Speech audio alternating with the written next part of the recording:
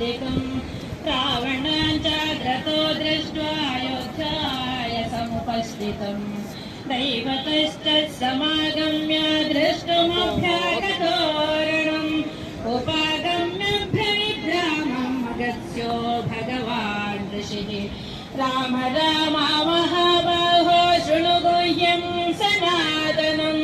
येन सर्वानरिवत्सा कमरे विजयिष्यसि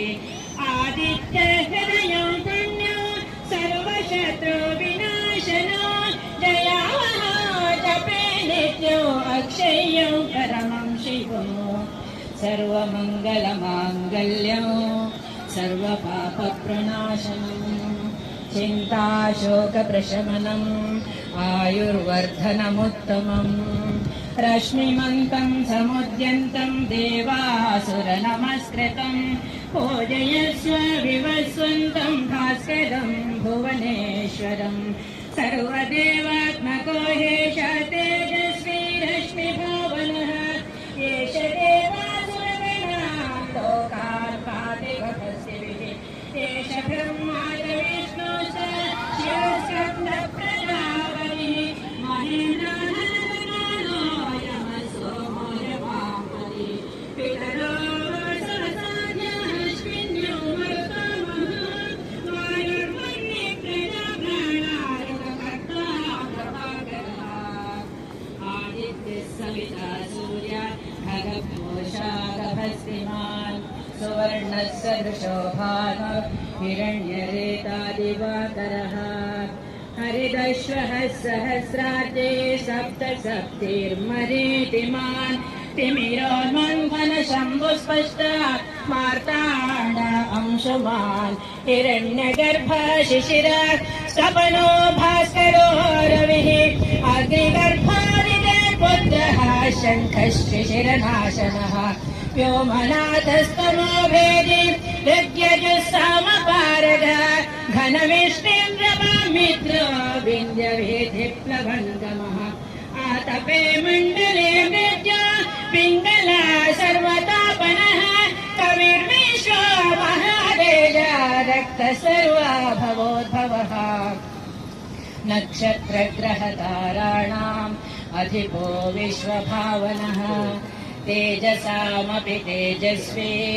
द्वादशात्मन्नमोऽस्तु ते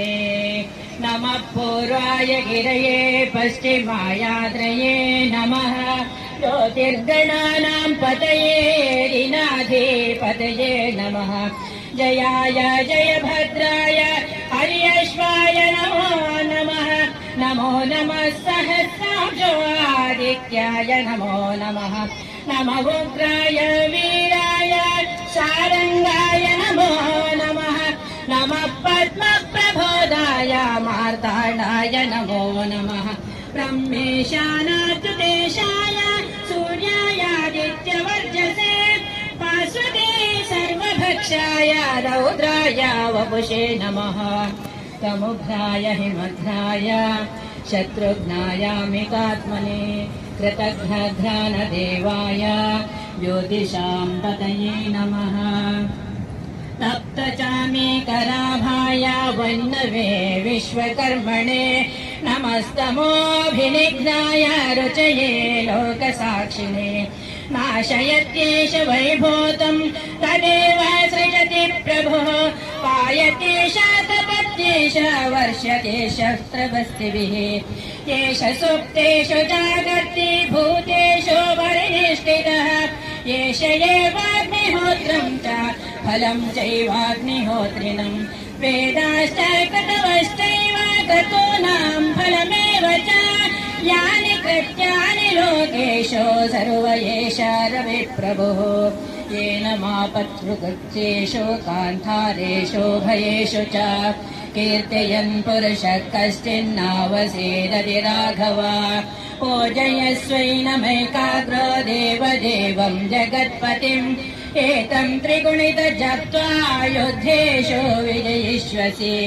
अस्मिन् क्षणे महाबाहो रावणं तं वधिष्यसे एवमुक्त्वा तदा गत्यो जगामाच यथागतम् एतं श्रुत्वा महादेवो नष्टशोको भवत्तदा धारयामास सुप्रीतो राघवा प्रयतात्मवान् आदित्यप्रेक्षजपात परं हर्षमवाप्तवान् त्रिराजन्यश्रुतिर्भूत्वा धनुराधाय वीर्यवान् रावणं प्रेक्षणं दृष्ट्वा क्रुद्धाय समुपागतम् सर्वयत्नेन महतां वधे तस्य धृतोऽभवत् अथ रविरदवनिरीक्ष्य रामम् मुदितमनाः परमं प्रहृष्यमाणः निशिचरपदे समक्षं विधित्वा सुरगणा मध्यगतो वचस्त्वरे